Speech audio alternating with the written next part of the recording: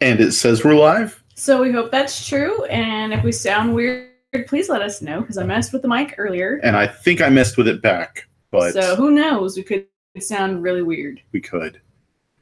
I'm Joe. I'm Ashley. Together we're Geek to My Nerd. And we're here for part 2 of our Marvel Cinematic Universe special to Infinity War and beyond. Yes, and we're not going in chronological order.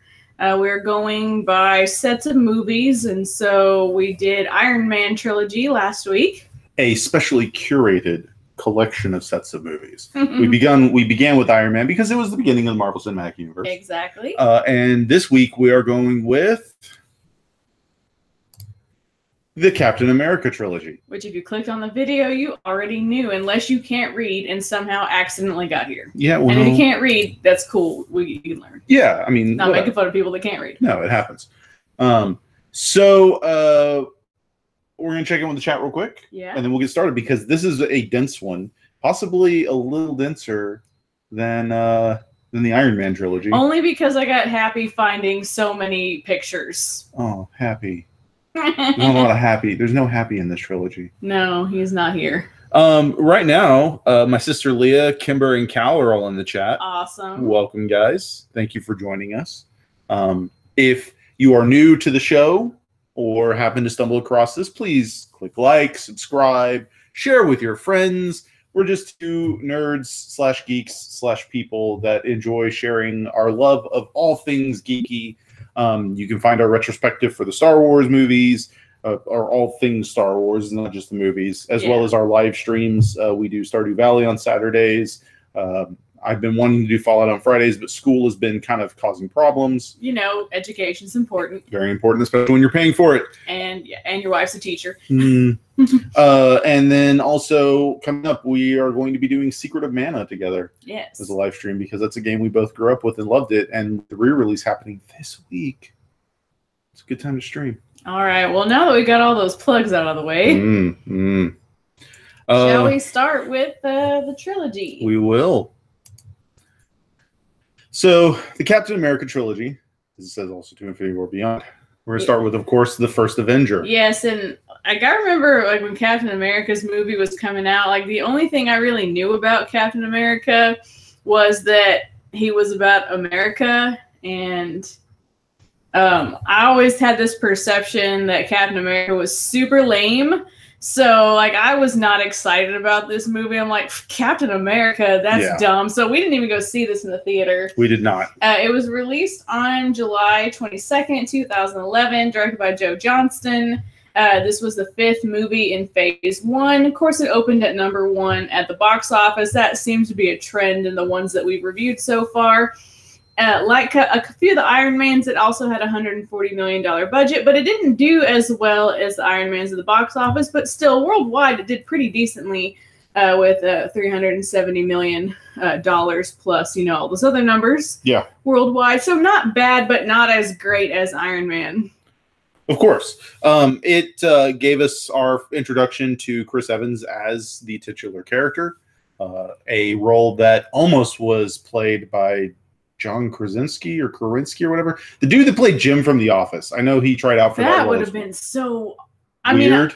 If you think about it with like Chris Pratt playing Star-Lord, it's not that weird because obviously they can do a good job. And he's doing the same character played by like Harrison Ford and the spy, the John Grisham character that I can't remember his name ever. This is one of the first characters that I know of that we could have had a very different version of this actor. This was a pretty good one, and this goes to my theory that some of the better Marvel Comics movies are the ones that are one kind of movie and also superheroes. So, All right, so we always start out with different likes and gripes that we have. We're also going to talk about MCU connections and other things. I thought we had a slide for that, but maybe it's in different order. Anyway, so one of the gripes I had was the CGI to make Chris Evans looked like Dinky Steve. Yes, just looks so weird. And then this is probably the best one where it does not like, they've like photoshopped like his head on this rinky-dink little nerdy body. It just looks so weird. And I remember when we watched it the first time, gearing up for the first Avengers coming out, I think we somehow had this movie on DVD already, or it was like on Netflix at the time, or something along those lines. And we watched it and was like, "What is this? This is so weird." Considering how long ago this was, I really don't remember. Exactly, but it can just look ridiculous. It's come a long way from what it was.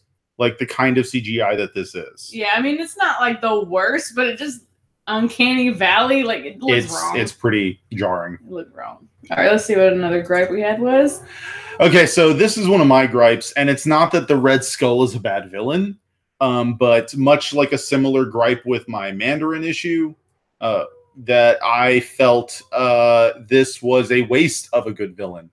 Because I felt the Red Skull was masterfully played by Hugo Weaving. He was a strong, intimidating, amazing villain. And yeah, they just kind of wasted him.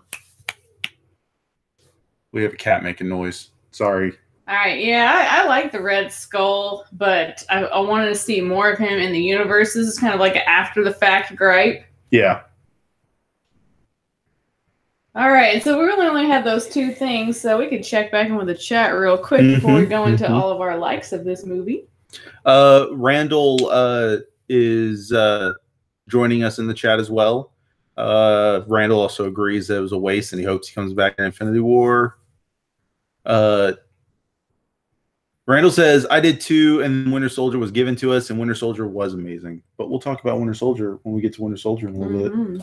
But other than that, not a huge amount, just a bunch of people saying hi to each other. Kimber saying Hugo Weaving was so good. So good. That's what I love about Hugo Weaving is he plays a very good, intimidating style character, whether a hero or villain. Between Agent Smith and Elrond. Also, he was the voice of Megatron in the first Transformers Bay movie, which was, I guess, arguably the best of those movies, if that's a thing. But let's not talk about Michael Bay. Let's talk about the first Avenger. I love that Steve was so obsessed with doing good for his country. Like, he really just bought into the message that the country was giving at the time, and he wanted to serve, but he kept getting like 4F or whatever. Yeah, 4F. Basically, or 4H, I think. No, 4H is the little farmers. Right. The little farmers club. He kept getting the designation where you're not fit to serve, and then a medical denial designation kind of thing. Yes, and he kept trying to go under all these different assumed names, and then we see some kind of technology display that they had where it's like, hey, you could enlist, look at you, and then he doesn't even fit in the soldiers. Tiny Steve is great. Tiny little Steve. Tiny Steve. And then this moment when they're at the movie theater and there's this jerk, putting it kindly, it was like, get on with the movie, we don't need to see these stupid newsreels, which is weird. Like, does this guy not go to the movies? Because that would have been a total standard part of the movie going experience back in the 1940s. You'd get a couple of serials, you'd get a newsreel, you'd get a little cartoon, and then the feature presentation. So obviously, guy's a moron, and Steve yells at him, and there's a fight in the alley, and it's a pretty great moment showing off his character that even though he is way out of his league, that he's always going to do what's right. Which has a callback in Civil War, and later in this film. Yeah, I didn't get the clip of it here, but it's like, I could do this all day. Yes, I don't think I did. It's the iconic moment. I really liked Tony Stark, and I can't remember the Howard actor. Stark. Sorry, yeah, Howard. Sorry, I think they cast as Dominic Cooper because he looks so much like Robert Downey Jr., like as close as you could get. And he plays off a similar kind of like cocky inventor mentality. So if Robert Downey Jr. wasn't our Tony Stark, I would have been like, yeah, Dominic Cooper could pull it off easily. Then also in the background, we see just like all the analog technology that was really a big deal in this movie with all the bells and switches and the knobs and the turn dials. I felt they really captured what that time would be like if there was this heightened technology sense. Like, they still have all these cool science fiction things, but they've really fit it well into the 1940s versus like an ultra super realistic take like with the Hydra, because they are even more advanced. Mm-hmm. So it's cool to see the difference between the two of them. I thought that was really well done. Yep. The male gaze portion of our film. I guess it's the female gaze portion where he gets the super serum, and then like all the dudes are so excited, and then the two ladies, they're like looking at. They're literally looking at his pecs. Both of the women in this picture are literally staring at his pecs. Yeah, the nurse and then Agent Carter, and then I didn't find the screenshot where she's literally touching him. Like, no, don't touch people. That's not right. But yes, he's gotten a glow up, as we say in parlance of our times. Yeah, he glowed up. He is now factual Chris Evans, which is impressive to see that like he bulked up for this film like this. Not that he was never, not huge. But he's like making him look so scrawny, and then to see like what he really looks like, and she's just like daintily touches him on the chest. She's like, yep, "That's you. That's all you real. now." It's real. I just love Tommy Lee Jones's character in this movie is the captain, or like I guess he's like a sergeant. The leader. He's the leader of the unit that they're all in. I don't know what the military ranks are. SSI or whatever it is. But he is enjoyable. He is possibly one of the most fun parts about this film because he is a no nonsense kind of character. He's a very Tommy Lee Jones character. Uh-huh. And it's fun because he just slings the sass. Yeah, and what makes me kind of sad about this kind of movie, because it is set in the past. It's like all these people are like 100 years older or dead. Yep. Because unless you're like a young character, there's no way that you can be in the modern ones. Yep. The USO show that Captain America had to do, because it's like, we can't make you a real soldier. Well, and it goes with the actual logic of it. We can't trust you. It's not even that. Like, if he's a secret weapon kind of thing, if they can't replicate the weapon, they're not going to use the weapon. Yeah, but I love because at first he's like horrible at it. He's like looking on his shield. Yes, and then this happened. And these things, please buy war bonds. Actually leads me to a gripe about this film I forgot about. There's like more than one montage in this film. Oh, I didn't mind the montage. It's fine. It's just one of those situations where it's like, that's a lot of montage. I like this montage because we see that he keeps getting better at it, and we see like how much America loves him every town that he goes into. And then there's this bit where he punches Hitler in the face, and the Hitler's hiding in the audience, and the kids are like, "Look out, Captain America!" But then, like, I didn't get a picture. The last scene is him at the actual USO tour, and at the troops. The troops are like, "You're stupid." They're heckling him. Bring the girls back. It's like, well, I think they only know the one song. He's so honored to do this still that he's like, well, I think they only know the one song, but I'll go try to get them for you guys. But you can tell he's so dejected because the men are having nothing to do with it. Like, who is this man to come and say that like he's better than us? Yeah. And then of course later he proves himself. Yeah, totally. But I love the USO show stuff. It was brilliant. And then here with his group, the Howling Commandos. Another sad part because all these dudes are probably dead in the modern time. Yep. But I just love the little rapport that they had. Obviously, no one of them's not dead. Well, that's true. Two of them, technically. And then this is my favorite Howling Commando, Dum Dum Dugan, because that's the best name. We need a Dum Dum Dugan descendant in the modern Marvel universe. I'm going to file this under gripes as well, because Dum Dum Dugan should be in the Marvel, the current MCU. I like Agent of S.H.I.E.L.D. Dum Dum Dugan wearing that comic style S.H.I.E.L.D. uniform that's like the black and blue Fantastic Four one-piece type looking thing, but still has the bowler on. And I know exactly who should play him in the modern universe. Don't recast, it's cool if they could recast this guy, but, we just could have our favorite character from Parks and Rec, Ron Swanson. I forgot who's that actor's name in real life, but Ron Swanson should be Dum Dum Dugan in the real Marvel. Modern Dum Dum Dugan. Yes, he's be perfect for it. I don't know, just has the look. Yep. We need Dum Dum Dugan because that's a fun name to say. And he's just a cool character. Alliteration's the best. And then having his Rip Van Winkle moment. I loved this, where he realizes, I was at this baseball game. It's like, did they know that? Or did they just pick a random baseball game? I'm pretty sure they just chose a baseball game from that era. But it also goes to show like how smart he is. He was smart before. And it's like the doctor said, it takes whatever you are inside and puts it outside. Like it makes you a better person outside if you are inside.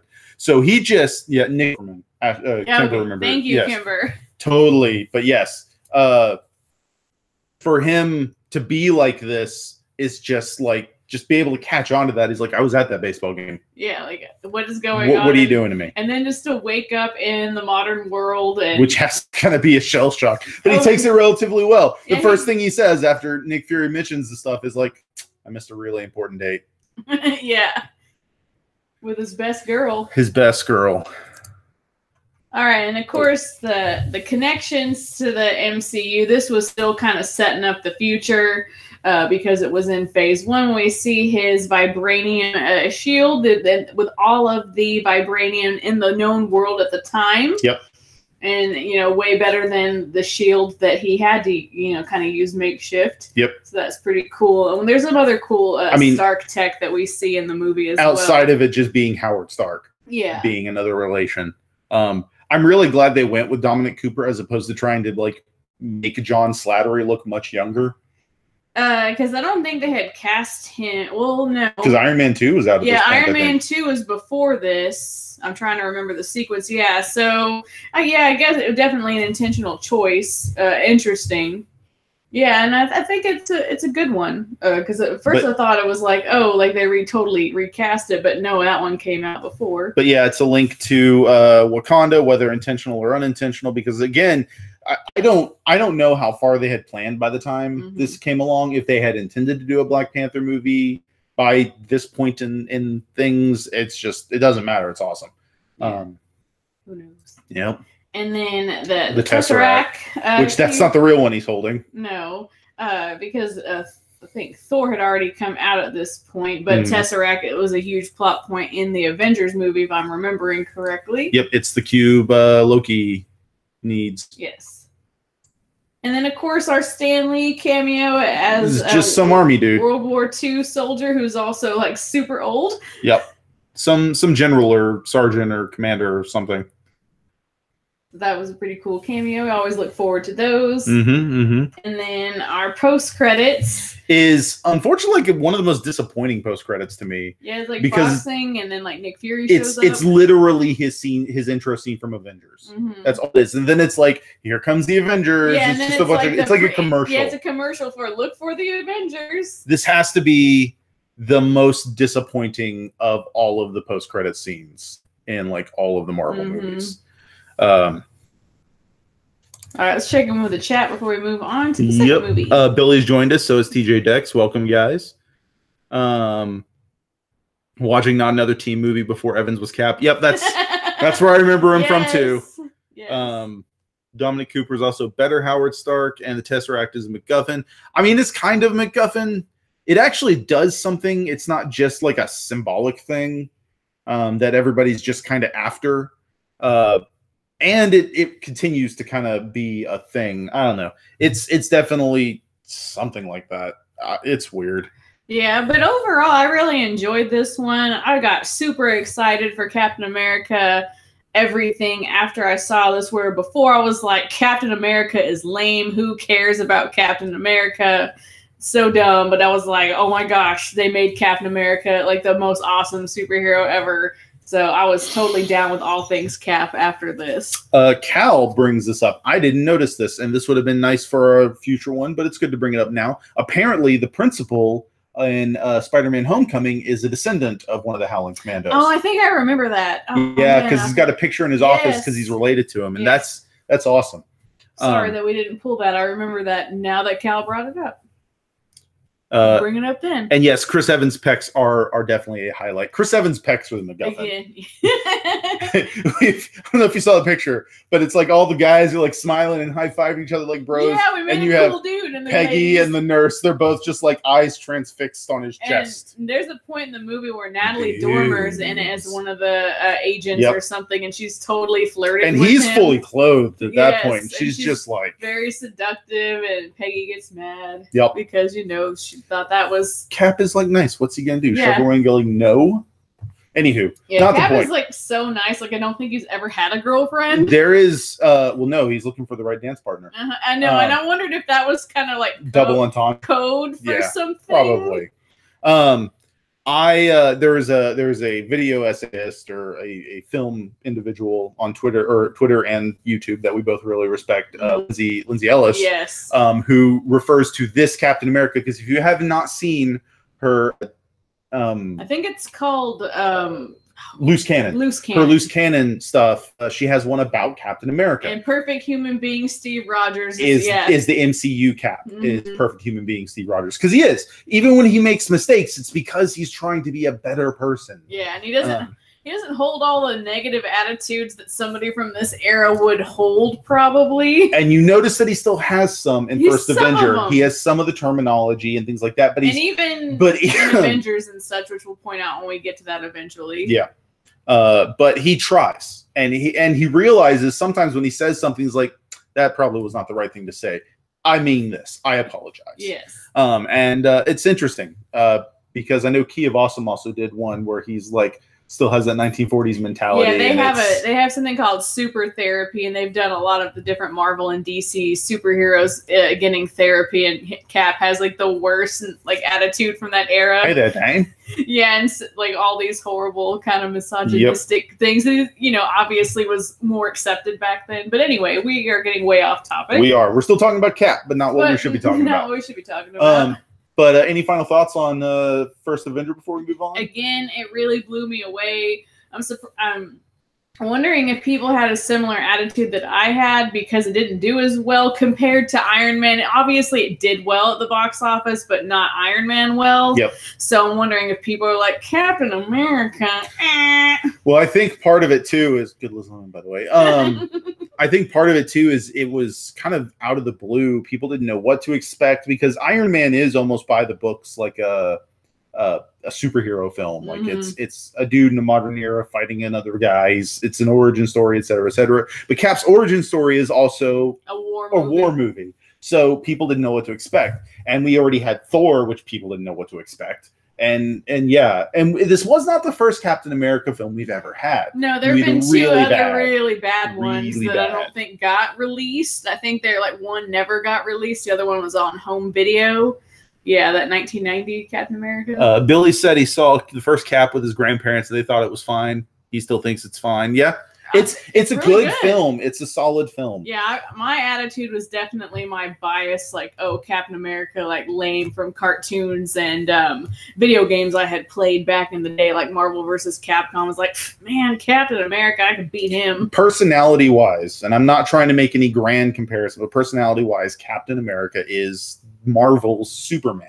Because he's always, or he's supposed to be. In the comics, they explore the darker side of what it means to be the kind of person he is. But especially in the MCU, he always tries to be the hero. He wants to do what's right. Even when he has conflicts and issues and it's hard for him to get through it, he wants to do what's right because it's what's right. He's got that perpetual heart of gold. And you can definitely see that, especially even before he gets the superpowers. Like, he wants to serve his country and do what all the other able-bodied men are doing, but he can't because he's too little. And even when he can't, he does it in little ways. When he's at the movie theater and the guy's being a jerk, and he basically is like, dude, can you stop? That's disrespectful. And they cut, at one point when the guy's saying stuff, they cut to one woman who's watching the film and she looks upset. It's probably because her husband's over there. Yeah. And it's one of those situations where it's like, this doesn't affect you, but it affects everyone here. Doesn't matter. So it's something I've always really liked about Captain America, even if he is kind of a weird set of capabilities and powers, and the fact that his symbology has nothing to do with what he does. I mean, it's not like he's Captain Super Strength and has a shield. So, anywho, speaking of being done with First Avenger, All right, so then we got Captain America: The Winter Soldier, released on April 4th, 2014. Switching up directors here with the Russo brothers, who I think at this point had directed more television than they had film. I believe so. And this was the third movie in the second phase. Of course, it opened at number 1 and a little bit of a budget upping, not too much though, at $170 million. And then this one did really well at the box office with over worldwide. Almost 4 times what it cost to make, which is pretty good. I think the best Iron Man made 6 times what it cost to make. But yeah, definitely more on par with what Iron Man was doing in its middle run movie. So let's look at some things that we disliked about it first.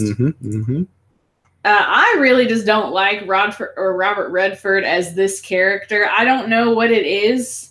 I have a hard time I can't placing look at it. him. I guess because like my favorite movie that Robert Redford was in is All the President's Men, and he's a hero in that movie. So seeing Robert Redford out as a heroic character, I don't know. And then just something about him I just did not like. I don't know who I would replace him with, but Yep. I just did not like him in this role. I thought obviously the villain was a good villain and such. But I can't watch Robert Redford.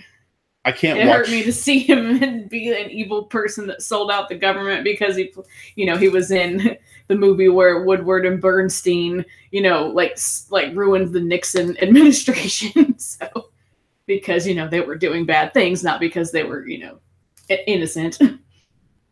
I can't watch this film without thinking of a Family Guy joke about Robert Redford. Oh no! After he had really bad plastic surgery and stuff like that. Yeah. So it's Robert Redford sitting in the office, and he says something about like, so you're telling me with this much money, I can replace all of my skin with fried chicken?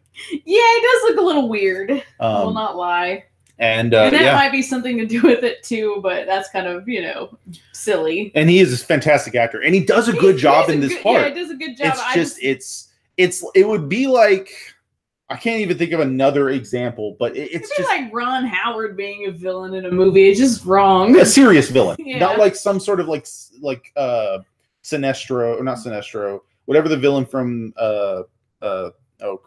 Mm-hmm. It's not like the villain, like a comedy villain I could get, like a bad James Bond villain or Austin Powers villain, but it's a minor gripe.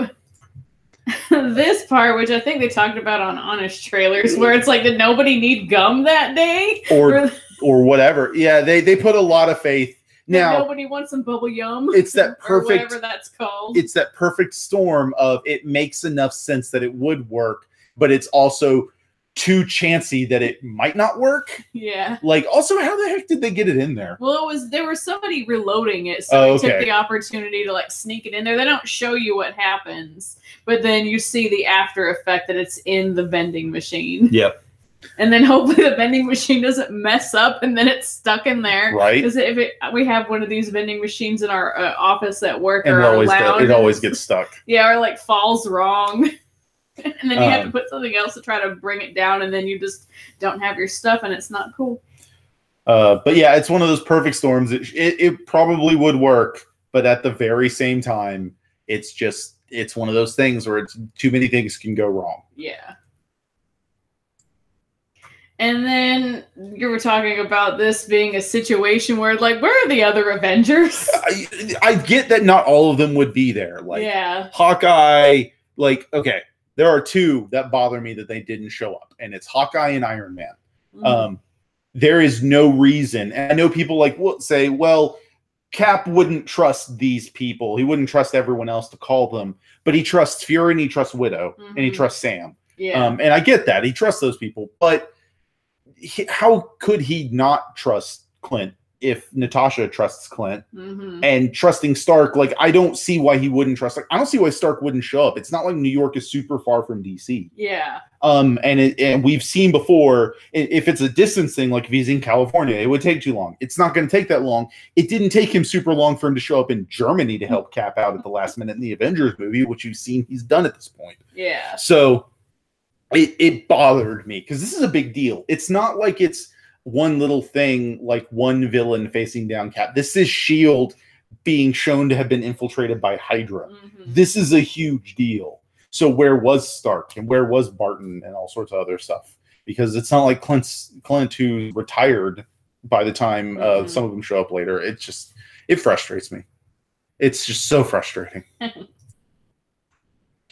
So we're getting to the likes, and there's a lot in this film. Yes. This is easily, and I'm going to say now, this is like my favorite movie in the MCU.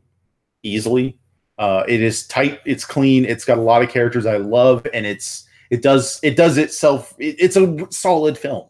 And it starts with this. It's Cap going for his morning job. And he keeps passing up this young man that we learn is Sam, and he's a soldier, and of course we learn that he is Falcon, and it's like, on your left, and it's like, dude, what? No, quit saying that. He gets mad. Yeah, it's just a really funny exchange.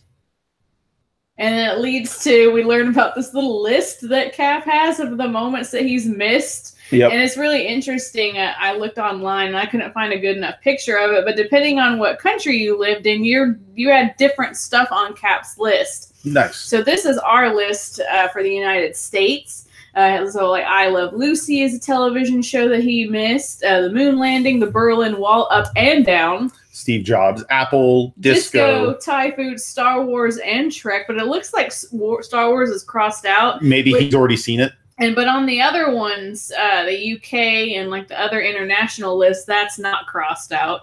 The band Nirvana, Rocky, and Rocky 2.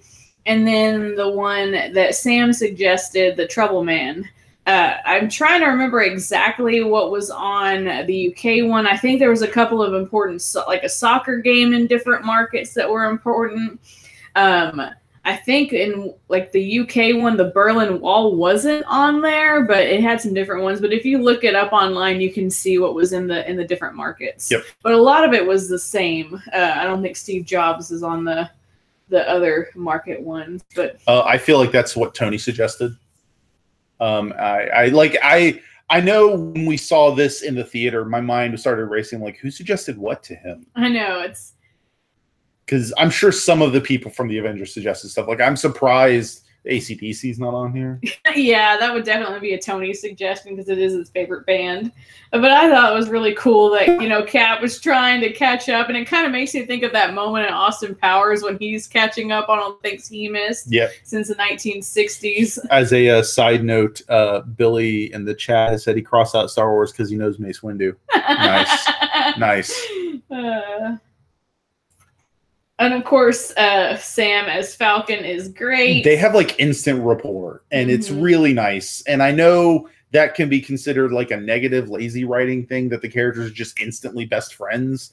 But it makes sense too that Cap could bond over. Yeah, because they have similar experiences being in war zones. Universally similar experiences. Things that just because it was different eras doesn't mean there aren't things that are similar. Because Sam goes into a story talking about like it's your bed, it's too soft, right? And he talks about how I slept on the ground with a rock as my pillow and all sorts of other stuff. And these are things that Cap probably did at some point. So I just really love that, because sometimes you do meet people where you have an instant chemistry with them. It's not an unfounded idea. And I like that this is a link to the Marvel Universe as a whole because Falcon was Cap's like sidekick for a long time after coming back from the war. Waking up from the war. And they did save this reveal. It wasn't like, oh yeah, I'm this cool thing. It's like he makes it sound like he was like a pilot or something. It's like I never said that. And they hint at it actually. Talks about how like he had a wingman who was shot down and he couldn't do anything about it. I'm like, but if you're a wingman, aren't you guys on the same plane or something? But it is what it is. Yeah, they give you enough to where you make the assumption that Cap makes. And I thought that was cool. I love this elevator fight where it's like, guys, if you want to get off now, now's the time. This is your last chance. Because he could read the writing on the wall. And it's just a really brilliant fight among all of the characters. And he literally takes them out.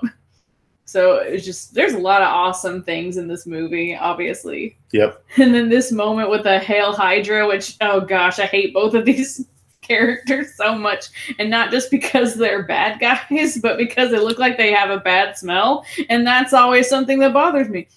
Like Obadiah, he looked like he had a smell. But it's Gary Shandling who played the senator from Iron Man 2, who was a jerk to Tony in one of the weapon system, and now we know why. And because he's like, and of course this was highly memed afterwards. If there's ever a picture of anyone hugging, it's a Hail Hydra meme. Doesn't matter who they are. It doesn't matter. It's Troy and Abed hailing Hydra, or the final scene from Lost in Translation when Bill Murray's hugging Scarlett Johansson. Nice. Hail Hydra, everything. We could be Hail Hydraing right now. And we you could. Know. Billy says, "Rest in peace, Gary Shandling." I agree. I love Gary Shandling. We talked about this in the Iron Man one. I grew up watching his show. And of course, one of my favorites. So there's a constant theme apparently in my class where I'm taking all these movie speeches from Marvel movies. They're not all from Marvel movies, but the first episode we had Iron Man's speech about weapons, and then Cap's speech about doing what's right. This is definitely a classic one. We analyze ethos, pathos, and logos. We look at Cap's speech and how he's trying to appeal to the people because he's now behind enemy lines and he doesn't know who's on his side.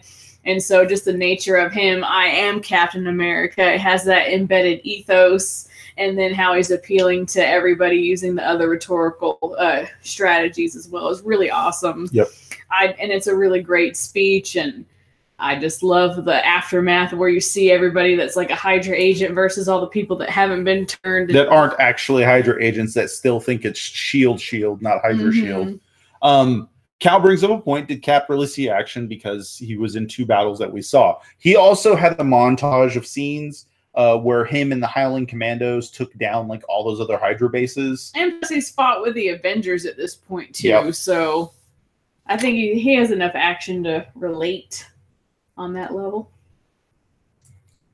I love this reveal, of course. It's oh my gosh, they killed Fury, and then when you find out he's alive, and it's you always got to keep both eyes open. It's oh son, no, you got them because they erased all his data, but not for his messed up eye. Yep, which means he's the ultimate spy. Yes, because he found a way to hide a bit of access information in the system that he could access with his bad eye.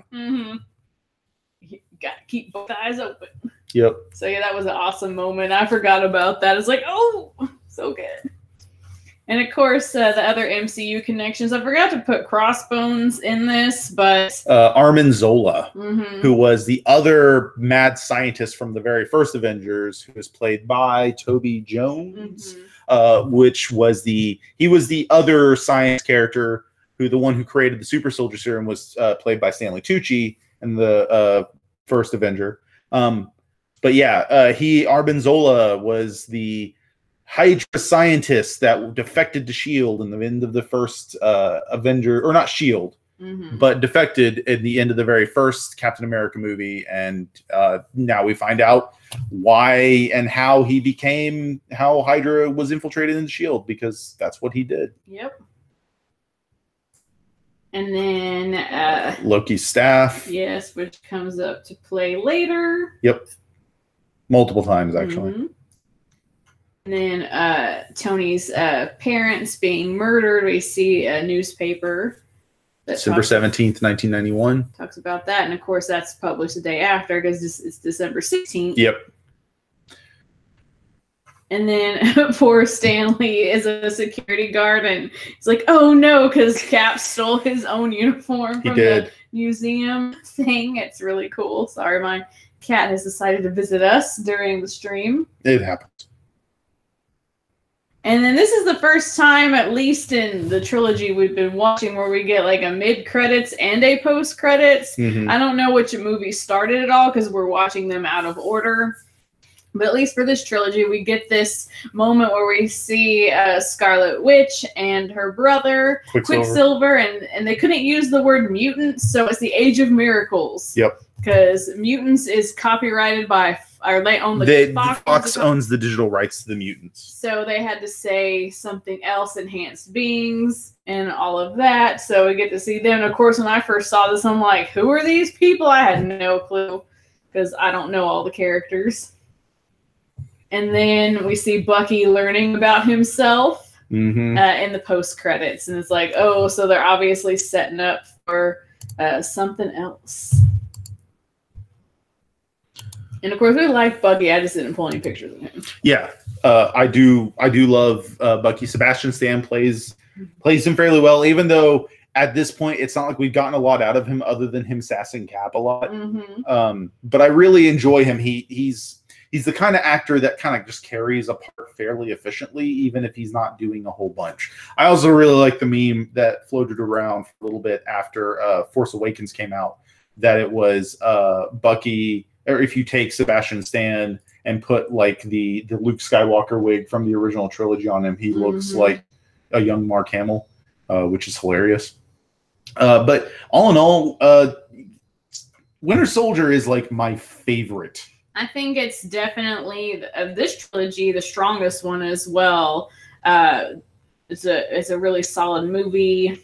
I enjoy it the best out of this trilogy, and I think out of all the Marvel movies, like you were saying, it's probably one of my favorites as well. I really love this one, and it follows through with my commentary of like the best Marvel movies to me are the ones that are something else plus superheroes, and this one's like a spy thriller plus superheroes. Yeah, especially with the double agents and you never know who the real enemy is. Yeah, with Hydra infiltrating S.H.I.E.L.D., and there's a lot of great moments with Cap and Black Widow that I didn't point out. Yeah, because there wasn't just like a lot of like stuff that I could get screenshot wise. This film is so dense with amazing stuff that I have a cat in my face. This film is so dense with amazing stuff that it's hard to capture everything that's so good about it. The action scenes are amazing. There's a lot of really cool car scenes where they're action set pieces unto themselves, but they're handled almost as good, if not better, than like the freeway scene in the second Matrix movie. There's some great moments when Cap and Black Widow are in the mall and they went to I think it's like the Apple store to read the file that they had stolen from the ship. Yep. And this one of the employees is like, all right, well, if I've been helpful, then my name is Craig or whatever. Yeah. But that's a comedian. I don't remember who he is, but it's a comedian playing him. And then when they're trying to escape and they're on the escalator and they have to pretend to like make out because that makes people uncomfortable. Which is also one of my favorite things about this film is they really go out of their way to make it to where like they're not a couple, but they're really good friends. Because she's looking out for him the whole time, and she cares about him, like almost like a brother kind of situation. She really does. Yeah, because she's always trying to suggest like girls that he might like, and it's just, they have really great chemistry together. They do. And then eventually we just get like when she finally is in a relationship with another character, it's banner and it's weird. Yeah, so before we move on to Civil War, let's look in the chat as the cat sits on me. Yep. Hello, Beatrice. Kimber always knowing who plays who. With Jason Lee as Syndrome from the Incredibles movie. Thank you. Who was the inspiration for Lucas Lee from Scott Pilgrim, played by Chris Evans. Oh, I forgot that he was in that one too. Oh, he was so great. He's also good in Snowpiercer, which if you haven't seen our BFF over on the Tough channel about Snowpiercer. So great. I love that. I don't care if people say that's a bad movie. I love it too. I loved it too when he fell on the fish. Yep. Anthony Mackie's always been good in good stuff and is awesome, and I feel like this is just a fun role. Yeah, I love Falcon. Everything he's in, him being a link to the rest of the MCU and Ant-Man is a fun use of him as a character. And I love it so much. He's such a great. That's the thing about these films is I like, for example, I loved comic books beforehand. Like Iron Man was one of my favorite comic book characters for a long time. Spider-Man, I don't remember a time in my life where I was not aware of Spider-Man. But Iron Man was a big deal for me, but I always kind of thought of Captain America and his whole collection of characters is like a meh thing. But these movies really introduced me to them, which made me go back and look for them. One of my biggest questions coming up is eventually... Hey, my cat just bit me on camera. Thanks, B. Nipped at her. Probably she got startled. Yeah, she wasn't a fan of what I did. Janine's joined us as well. I was going to say that like these movies really made me, if anything, there is a benefit to what these movies has done. It makes us look into these characters more, figure out about them more. Do. Billy saying it's one of the best inspirational speeches in it. It is true. Mm-hmm. The voice of Tom's favorite is Dobby. Dobby. Oh, that Dobby doll. Billy says something about the twins. Not Black Widow. Scarlet Witch and Quicksilver. Oh yeah, Quicksilver. Okay. Didn't Sebastian Stan sign on for like a 20 film deal? I've heard that as well. That like every one of the other MCU characters or Marvel characters are on for like 5 or 6 films total. And this was back around the time Winter Soldier came out. But Sebastian Stan was signed on for like 20 films. Yeah. Which is why when people talk about, well, maybe Sam will become Captain America eventually, I think they're leaning towards Bucky because of that. I'd be fine with either, honestly. Yes. If I'm being honest. Even if his stupid haircuts, Bucky isn't terrible. Yeah, unfortunately, he's very little Bucky in Winter Soldier. It's very much he's Winter Soldier in Winter Soldier. That arm is awesome, though. And speaking of talking about how awesome his mechanical arm is. All right, this brings us to the third film in the trilogy, Captain America Civil War. When you're trying to find screenshots of this, you have to enter in the whole title. Otherwise, you will get pictures. A lot of sepia tone pics. You'll get the pictures of the actual Civil War. Or pictures from the comic, which is a good comic line. Yeah, this came out May 6, 2016. Again, the Russo brothers returning as they had proven themselves with the previous movie. And this is the movie that kicked off the phase that we are currently in. Of course, it placed #1 at the box office and then got a huge production budget of $250 million. It's a pretty ambitious film. And then $1.2 billion worldwide box office-wise. So definitely the big event movie for Marvel of that summer, especially with it coming out in May, kicking off the summer blockbuster season. And a very ambitious film with a lot of the characters, of course, from the other Avengers movies making their return. It was also highly anticipated because there was lots of teasing about like when Winter Soldier was over and they went on to do the second Avengers, they're like, okay, what are they doing for the third Captain America film? And there was a lot of fans speculated also that it would be Civil War, but then the question was like how were they going to do Civil War and what was going to be the point of it? Because in the comics, it had a big deal to do with like mutants and that kind of stuff. And there's a lot of elements of Civil War in the comics they couldn't use in the movies because of rights. But we got our answer, and a lot of fans wanted to see it too because this would also be the first time that we had a full-on like brawl, and it wasn't over just a small misunderstanding like in the first Avengers film, but a full-on like brawl between superheroes. Yeah, ideology separating people. Yep. All right, so like we did last time, we're going to start off with our gripes, and this is one of them, just the big locations. It's like for an artistic choice, we get it. Because they didn't do this in the last movie. So no, it was just like in a little corner. Yeah, like normal movies. So like, why do we have to have Lagos and Vienna and Bucharest and London and Berlin and Queens thrown on our face like this? It looked so weird on the big screen, and it looked weird on the TV. Yeah. And well, considering it takes up most of whatever screen. Oh, there's Bucky, and he was about to get his plums. Oh, poor Bucky. Anyway, I remember this bothering me in the theater. It's like, why? Why are they doing this? Anyway, so that's a minor gripe, obviously. It's not going to be like, this movie's terrible, too big. Billy brings up a point that this movie was had nothing to do with the Civil War comics. And it kind of does to an extent because at the core, the Registration Act in the comics is about anybody that's a superhero basically becoming a government employee and fighting crime for the government. And that's kind of what they do here. It's just how they go about making it a point is weird. But it also has a lot to do with, the time. Yeah. Okay, so this is a huge gripe for me is Zemo. I think he was wasted as a character. I think he was one of my biggest issues with this film because he undercuts the severity and the seriousness of everything else about this situation. It's basically saying, I know it's what it is he orchestrated all this to cause this problem, but these could have been very real problems without Zemo orchestrating it to make it a problem. This was already becoming a problem. The whole situation involving the Wakanda, or not the Wakanda, the Sokovia Accords was becoming a very real thing. And it was just really frustrating that it was a puppet master situation and it caused them to go back together. And it's unfortunately how the end of the original Civil War comic or not the comic, but there was like a video game that came out that tried to emulate Civil War, and it undercut it. But Zemo is a big deal in the comics. Like he's like an almost Doctor Doom caliber villain, a Captain America villain anyway. And it's frustrating that they just kind of shoved him in there as like this guy who just like wanted revenge, and then he's this villain that they want you to sympathize with because of his motives. And again, that just undercuts everything about what's going on. It causes, to me, what is essentially the weakest part of this film, the collapse of the last third of the film.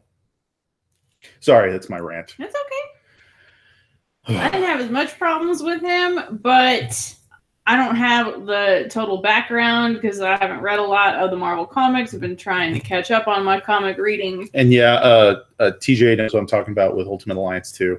Okay. It's just like, oh look, enemy that brings them together again in the end. Sorry. Okay. No, that's cool. All right, and then this kiss. Oh my god. And especially because Agent 13 is also like, I don't know if like they intended it from the beginning or if this was some kind of like retcon situation where she's Peggy Carter's niece. Yeah. And so like the only girls he's ever been interested in are related. Are Carters. Like, so creepy. It's not just that, it's by the flip of a coin, she could have been his niece. Yeah. Ew. Yeah. Well, you know, he didn't get to dance, so he didn't. He didn't do any dancing in the 1940s. I don't think technically he's danced yet. They do make that joke in a lot of Honest trailers. But he hasn't found the right dance partner. The 92-year-old virgin. But it's really frustrating because they just cram it in there. Like she delivers the speech that's his speech in the comics about like when the whole world says move, you say no, you move. Yeah. And that kind of thing. And then they turn it into like they go and they kiss and all sorts of other stuff. And like this is literally the best and worst scene in this film because this part is the worst part. And there's another part attached to it that's really great that we'll talk about in a minute. But it's really frustrating because it's like Cap didn't need a love interest. It was really nice that his love interest was someone he could never be with because of the time difference. His best girl is always there for his best girl. Don't date the best girl's niece. That's creepy. So then try to force it with 13, and it's just kind of meh. Gross. It deflates the situation. All right, I really love Vision. He's one of my favorite characters. Because he's so innocent because he was literally like born like a year ago, and he's wearing a sweater. Yep. He doesn't even need to like wear clothes because he's not a being. The question is, well, he is, but I mean, it's it's not like he's got like you know the same kind of situation going on. He technically fights naked. I think I had a sweater vest like this with a little shirt. I used the question I have is, have one. I can be Vision now. Is he actually wearing that, or did he just like shapeshift one on? Who knows? Because he can make a cape. Yeah. But Vision's adorable, and then when he's trying to cook, there's so many memes of like cookbooks from Vision. Vision cookbook, Vision's recipes, a Shield cookbook. Yes, and he's trying to make peppercash, but I don't think he had the right ingredients, and it tasted wrong because he even says in the film, it's not like I've ever eaten anything before. Exactly, and she's like, I'm gonna go get some stuff. Yeah, I appreciate what you did, and their little relationship is, it's shape of Vision. It's kind of a gripe because in the comics, Vision and Scarlet Witch are a couple for a time. And I like that they tried to at least play at it, but it feels so awkward. Yeah, like they're trying to shove it in our faces. The shape of Vision. The shape of circuits. And then this moment where it's like a super young looking Robert Downey Jr. when he's doing the whole that barf. Yeah, I forgot what it's like what the full name like of it was. Something augmented reality something. Yeah, like biometric augmented reality framework. It's like, man, I really need to redo that because it sounded bad. Yeah. Barf, where he's remembering and like how he wish it was versus like what actually happened. And they're doing a really great job on like these like de-aging technologies. Yep, to make Robert Downey Jr. look younger. Like from the 80s. Yep. So I thought it looked good. It doesn't look uncanny valley. It's like a little, but not too. It's not like Tron. Yeah, when we have young Jeff Bridges. Yeah, Tron Legacy looked bad. Yeah. This doesn't look bad. And I think they do it in Ant-Man as well. A little bit, yeah. And then I like how they like showed us like just enough, and then reveal later on exactly like what Bucky did. Yep. Where they just kind of like allude to it, and then they do the reveal later when Stark gets to see it and confirm. It's kind of like we all know, but Stark doesn't know, and so we get to kind of see the reveal with him what happened to his parents. Yep. Of course, the airport scenes in here. This was the big thing everyone was waiting for, and this was not disappointing. This fight was amazing. It was beautiful to watch. It was everything we would have wanted. It's just a bunch of superheroes duking it out and swapping one-liners and being snarky to each other. I love, like, one of my favorites, and it was the thing I was worried about the most, because everyone going into this film was like, oh my God, what if Cap and Iron Man aren't friends anymore? I'm like, guys, what about Natasha and Hawkeye? Exactly. Like, they've been best friends forever. Mm-hmm. Do you want to be best friends? Or did we just become best friends? Yep.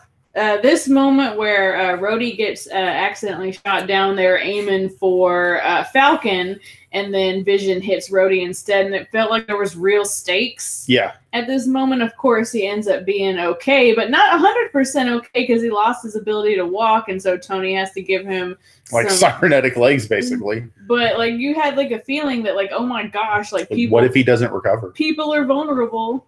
And the devastation on Tony's face. I love he lost his roadie because he always says, "You bring me back my roadie." It's like, Tony, don't phrasing.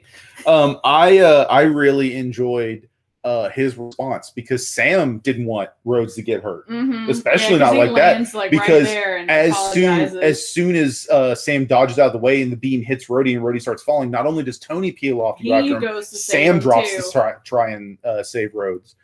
Because I'd imagine Sam and Rhodes have a lot of respect for each other, both being military men as well. Well, that, and he was probably remembering his friend that something like that happened to him as well. And whenever he lands, Tony's response is perfect because Sam's like, I don't know what. And Tony's just like, repulse. Yeah. Like, just blasts him in the torso. Yeah, it's like, no, I'm not dealing with you right now. I'm angry. Ant-Man being adorkable, meeting Captain America is Ant-Man is all of us. Is great. Ant-Man is all of us. I just love that because I don't remember if like he was in the trailer or anything. There was a scene released before the film came out. I remember they released this, and I was just like, I watched this about 4 times and was like, oh my God, this is gonna be the best thing ever because he is what we would do. Given that circumstance. And of course the adorable Peter Parker dealing with Tony showing up at his house and like trying to pretend that he's not Spider-Man, and Tony's like, you're Spider-Man. Like, what's this? What's this costume you have hidden in your seat? I have a proposal for you. I love that for the most part, even whenever Tony figures out who he is, he plays it cool. He's like, yeah, no, it's fine. I'll do this. I'm excited to do this, blah, blah, blah. But then as soon as anytime Tony says anything about Aunt May, he's just like, shut up. You just stop it now. Shut that down. I can't believe that your aunt is so hot. It's like we do come in all types. We do look like this. Yes. Which became the joke that was hammered to death with us in Spider-Man Homecoming. Yes, and of course Spider-Man stealing Cap's shield and then just being way too talkative during the fight. And it's like, have you been to one of these before? Like, which is also peak Spider-Man. And then also, how old are you? Like, where did you find him? I didn't carve and date him. Yeah. When he's like, hey, have y'all seen that old movie, Empire Strikes Back? Yeah. I love that. There's such a thing that a kid that age would do. Like, they think that things from the 80s are so old. They're surprised that other people have seen them, especially people of the appropriate age group to have seen them. And I love that Peter uses something he saw in Empire Strikes Back to literally stop the fight. Yeah, so that was pretty Giant Man. I wish they wouldn't have done these reveals in the trailer. I would have loved to have been surprised. It would have been nice. But, we can't control also, that marketing. suit is so awesome. And of course, Falcon doing like awesome stuff, and then when they like confiscate all his stuff, they call it bird costume. He gets so mad. He's like offended. It's actually like an exoskeleton with like a flight wing. Bird costume? No, I just love it. And Hawkeye coming out of retirement. What are you doing? Disappointing my kids? Yeah, Dad Hawkeye is my favorite. Since I liked him in the first Avengers, but considering we had so little Hawkeye in the first Avengers because he was mind controlled for most of it, and then he wasn't very much in Thor. But in Age of Ultron, when we really got to see Hawkeye as a character, he's quickly become one of my favorites of the MCU. And we could have had a very different Hawkeye because Jensen Ackles was offered this I think role. he would have done a good job. I think so too. More about that when we get to Ultron. Yeah. And then Cap. His freaking bicep. The meme heard round the world. Pulling that helicopter back. And of course, our king T'Chaka talking to his son T'Challa. And then just the hurt that he goes through when he loses his father at the embassy bombing. It was really great to see all the Black Panther moments, and that's kind of why we're doing this trilogy now, because Black Panther comes out this week. I was so excited. So awesome. I cannot wait to see it. He was like the breakout hit of this film too. Like everyone knew he was going to be in it. It's going to be awesome, but like his poise and how he carried himself as a character was super amazing. Yeah, and when I think it's him and his sister walking or something, and like it's not his sister. Black Widow confronts him. It's like, move or you will be moved. It's like as much as I would like to say that. Yes. I also really enjoy the whole. We haven't met. I'm Sam. He's like, I don't care. Yeah. Because he's there for one reason. And he wants his revenge. It's really interesting because of all the characters in this film, he goes through the biggest story arc of learning how to control his anger and his desire for revenge. Because in the very end, he could have killed Zemo. Yeah. He knew Zemo was behind it. Zemo literally was the person who killed his father. Zemo was going to hurt him, harm himself. He's like, no, like you will. Yeah. Like, we need you. Yeah, the world of the living needs you alive, because otherwise you're not going to get punished the same way. You need to go. You need to face what you've done. Yeah, because he talked about his country's belief, or like their spiritual system, that where isn't the end. It's just it's like a stepping off point. And there's like a special place that you go to, and he's like, no, you don't deserve that. Yep. You don't deserve it. No. So yeah, Black Panther, the best. And of course, this kind of bookends one of the moments from the first movie where it's like, I could do this all day. Yep. And they reflect it here, and it's literally like Bucky and Steve fighting a nemesis. And of course, in this case, it really hurts because it's Tony. It's like, I thought he's my friend, and it's like, so was I. And it's like, oh, so hard to see your friends fighting each other. Yep. I also love the joke. I think Honest Trailers did it. Everyone else did it for a while. That it's really funny that two 90-year-old men are beating up. Yeah, they make a joke about those girls must be 100. So are we. Yep. I just want to see like a little skit of them at the VA, like hanging out with all of the World War II veterans. That would be funny. And of course, Sam and Bucky not getting along because, it's like when your best friend meets your other friend. So it's like, here's your college friend with your high school friend. I joked about it when we saw the movie, like, oh man, it's like when your ex meets your current girlfriend. It's like when you move the seat up. No. Hey, can you move the seat up? Nope. I also really enjoy, because this is from the scene we talked about earlier with the kiss between Cap and 13. And I really like this because it cuts back to like after they kiss, he looks back for a second and they're both just like smiling and nodding a little bit. They're like, yeah, you get a kiss. But yeah, their rapport was great because they hated each other. And that's, again, a very real situation. If you've ever had like your exes meet, or your high school and your college friend meet, and they don't get along because they feel like they own, like not own, but they have like a special relationship with you. And then it's rough. Yep. I also really enjoy that in the airport scene, it's the two of them fighting Spidey. That a lot of times when these small groups peel off and do their own individual fighting, it's those two together fighting whoever they're fighting. I really enjoyed that. And then, of course, more MCU connections. We know that this character is also in Black Panther. Yeah, I wish I could remember his name, but he seems like he's the new S.H.I.E.L.D. guy. Like, even though it's not S.H.I.E.L.D., like a government dude. He is like a government individual in charge. Martin Freeman, government dude. Yep. Go fix that on the Wikipedia. Someone, government guy. Government guy, because alliteration. And I know he is a big character in the actual comics as well. Again, I can't remember his name, but that's okay. Yeah. And then we have Thunderbolt Ross. Yeah, He will the be Hulk. he is in the Hulk movie. We have not reviewed that yet, but that is on our list of things Yeah, to so review. just wanted to kind of, because it's not like we liked or disliked the characters. It's just like these are characters that had appearances elsewhere. I am not sure what they're going to do because there are rumors that will be an actual standalone Hulk movie with our current Hulk, the best Hulk. The 13 going on 30 guy. Yeah. Kimber, tell us his name. Yeah, Mark Ruffalo. Yes.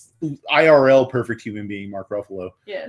But I'm interested to see if they do what I think they might do, because in the comics, Thunderbolt Ross becomes the Hulk himself. He is the Red Hulk. And he could be an amazing character to do that with, and it would be really cool to see. So very interested to see what they do. And then, of course, this is like probably my favorite Stanley cameo. My favorite's Tony Stank. Yep. Yes. Thank you for that. Table for one, Tony Stank. Tony Stank.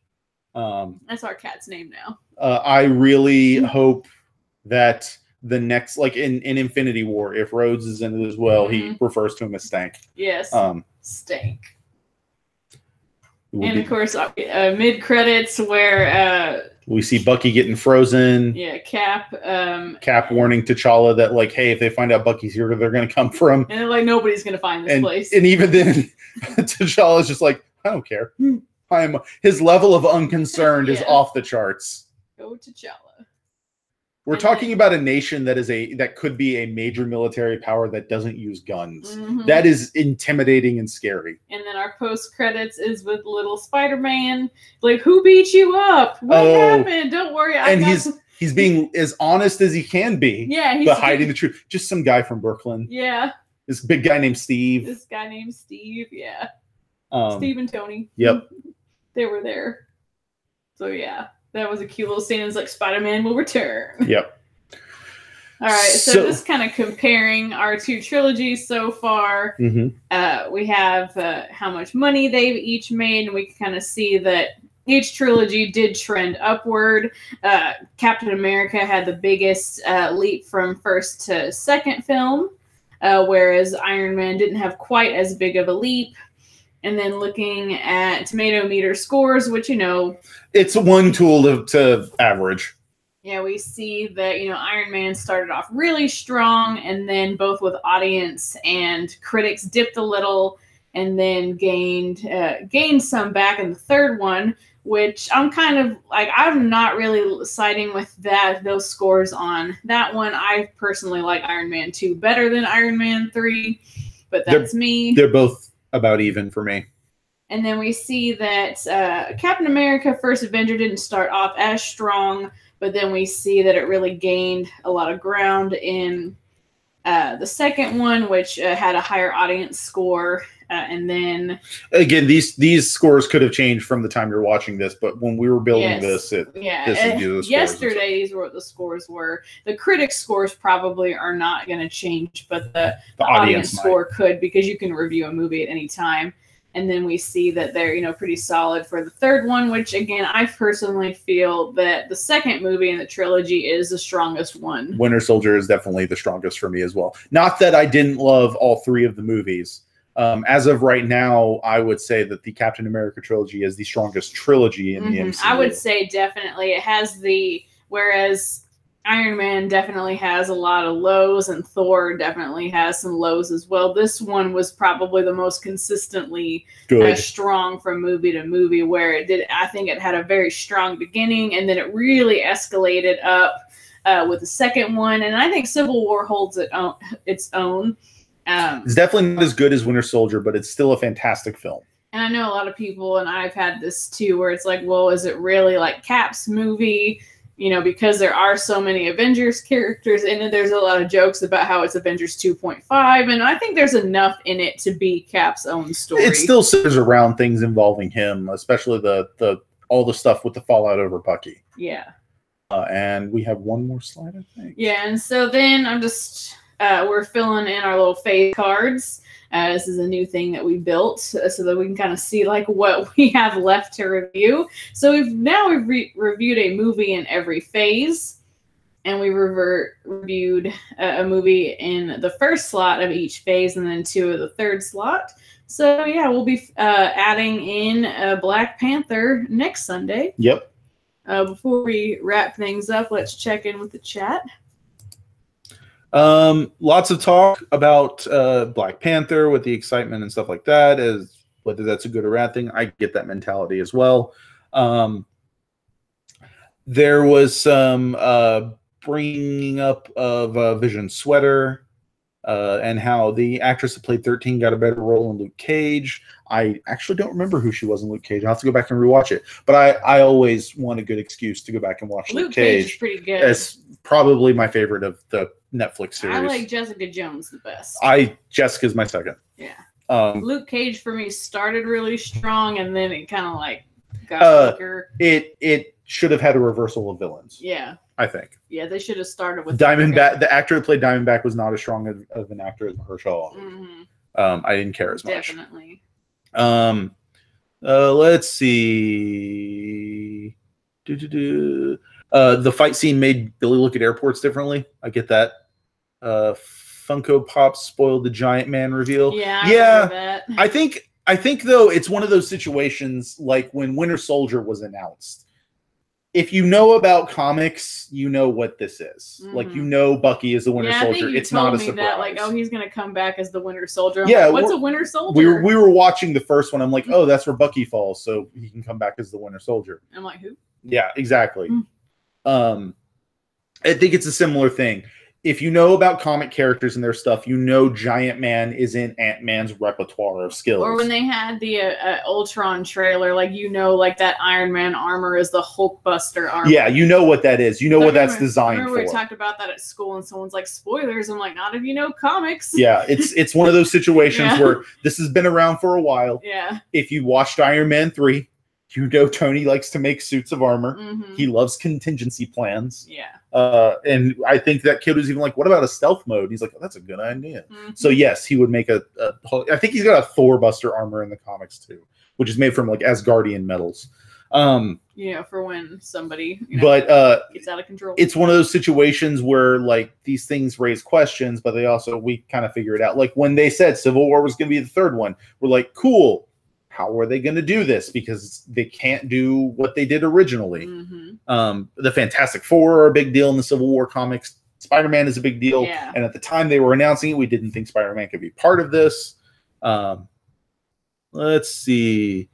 And Spider-Man in the Civil War comics reveals who he is to the world. So yeah, J. Jonah Jameson sues him because of that. Yeah, because deception all those years. Yep. Those Spider-Man pics. Billy bringing up Red Wing the drone. I love that back and forth where he's like, his name's Red Wing, and Natasha's like, I'm not talking to him. I'm not thanking the drone. Yeah. That was great. TJ loved Hawkeye's cameo in Thor. I did as well, but we didn't really get much of him other than just shooting an arrow or two. But it's cool because it's like, hey, this character. It's like if you're like, who brings a bow to a military site? Then it's like we get like a little inkling of this character before we get to know a little bit more about them, because obviously, like Hawkeye and Black Widow didn't get their own movie. Would have been really nice if they did. It would be.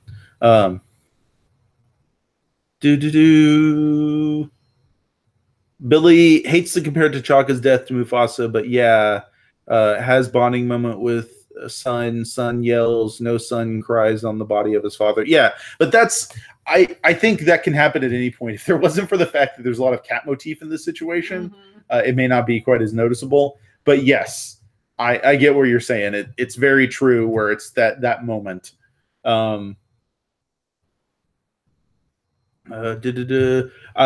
worried that all the hype around Black Panther on social media is gonna like deflate its intensity. I don't think it's gonna happen. Yeah, because I have a lot of confidence in the director and the cast. Mm-hmm. So I'm not too worried about it. Like I maybe have like 1% apprehension about it because of all the hype. Because like I know like the last superhero movie that was super hyped for us, we were disappointed in was Wonder Woman. Yep.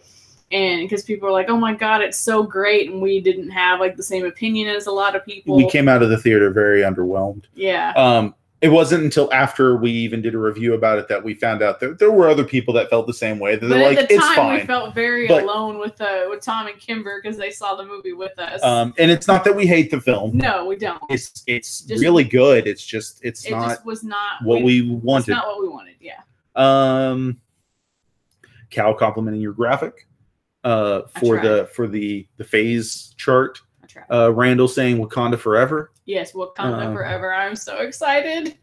Can I get here soon enough? The week just needs to fly by. Janine is expecting all the MCU connective tissue to take away from the meat of the story, but still expecting excellence. I haven't read any comprehensive reviews, but everything I'm seeing, it's like this is a fantastic film. Yeah, and they're saying that it's different from a lot of the other movies too. Like I don't know exactly what they mean about that, but it doesn't feel like a cookie cutter kind of superhero story. I like that. I've heard that what's his name? Killmonger, Michael B. Jordan's villain, is relatable, and you care about him as a character, which is good because that's what was some of the best stuff about like Spider-Man: Homecoming. Vulture, you cared about. By the end of it, you're like, this guy's a monster, but he's not wrong. Yeah. And all that stuff. Cal's more excited to see Infinity War because it's so near and dear to me in the comics. That's fair. Yeah, we'll talk more about our thoughts on that when we get closer to the Infinity War. Tom says you all see Thanos' warship in the Venom trailer. I didn't see anything in the Venom trailer. I didn't watch the Venom trailer. I need to watch the one that Tom made though. Yeah, we need. I heard that was way better. Yeah, a lot of people are raving that it's better. Because I haven't seen it yet. I need to. I'm bad about watching stuff, unfortunately. But the one time I saw the Venom trailer, I was like, okay, this is a trailer. So they're really making that movie. I thought that was like a rumor. Okay, then. Whatever. I think it's up there with the Gambit trailer until we see it released. We're not sure. Yeah.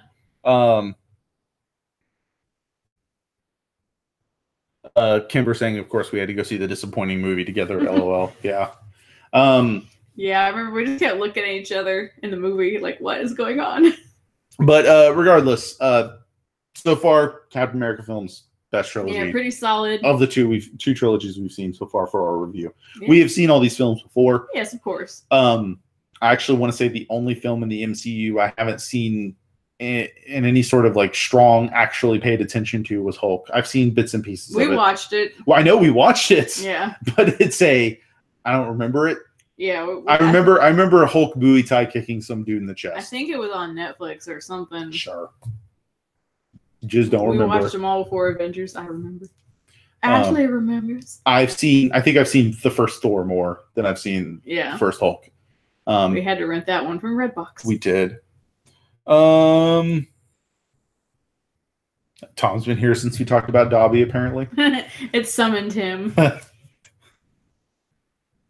Well, alrighty then. That's about all we have for. And we've run longer than our other reviews, but there was just so much to talk about in these Captain America films. Yeah, it was so good. If you like talking about all things pop culture, you should stop over by Odd Shape Channel tomorrow for the Odd Shape panel where they're doing a Valentine's special starting at 9 Eastern. And then I think the theme of the special is what worst. Yeah, like worst couples. So they have a lot of really great questions. If you go check out them over at Twitter, Odd Shape Panel, or at Kimberbatch_OSP, she posts all the questions. And so it's going to be a real fun discussion tomorrow. And anybody can call in.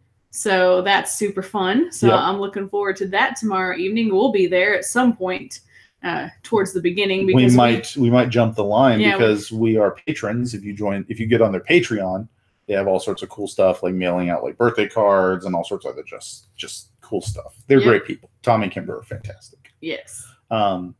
You can also find us on Twitter. I am at the Spice Must Joe. And I'm at that_Mrs. Davis. And if you want to get some cool stuff from someone that's really awesome that's been in the chat, Janine, who is going to be on the Schmodown sometime soon, but she does a lot of the channel art for us, and this is our old Tough Channel logo that she designed. So you can find her over at TeePublic at G9 Design. So give her a like. over there, you know, buy her stuff. If you don't want to buy a shirt, there's other stuff you can buy, like stickers and all sorts of stuff. So if you don't, for some reason, don't need another t-shirt, you can get lots of cool stickers. So there's lots of OSP stuff there. There's our stuff. Everyone's stuff's over there. Yep.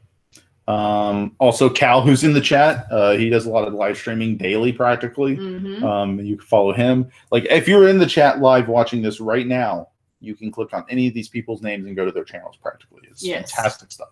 The modern age internet, so helpful. So helpful. It's yeah, so I think that's everything. We'll be here next Sunday. Yeah, talking about Black Panther. So if you don't want to get spoiled, make sure that you watch the movie before you watch our review.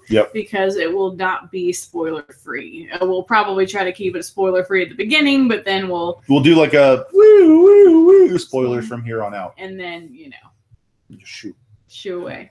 So thank you for joining us. We're super excited that you're all here, and if you are not here live, that's cool too. Leave us a comment about what your favorite movie in the trilogy was, or your favorite moments, things that you didn't like. Yeah, all that. We're really bad at ending these. We are. So I'm not actually going to hang up like I did in the middle of a sentence last time. Everyone have a lovely evening.